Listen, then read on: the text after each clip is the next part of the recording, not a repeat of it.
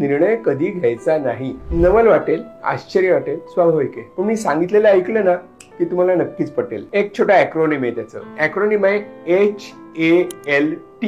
म्हणजे काय? H म्हणजे हंग्री. खूप भूक लागलेली असताना खाणं एवढाच निर्णय आपल्याला घेता येतो. त्यामुळे खूप भूक लागलेली असताना महत्वाचे निर्णय घेऊ नका.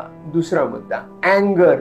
खूप चिडलेले असताना, मन अत्यंत असं संतापलेलं असताना महत्वाचा निर्णय घेऊ नये. आणि बहुतेक वेळेला आपण तसंच करत असतो. चिडलेले असताना निर्णय घेऊन मला सांगू नको, ठरलं म्हणजे ठरलं, नाही करायचं. तिसरा मुद्दा, आपण एकटे असतो ना, म्हणजे चर्चा करायला किंवा मनाशी साधक बाधक विचार करायला अवसर मिळत नाही, अवकाश मिळत नाही किंवा चान्स मिळत नाही, माणसं नसतात, आपण लोनली असतो. अशा वेळेला निर्णय घेणं जरा कठीण असतं.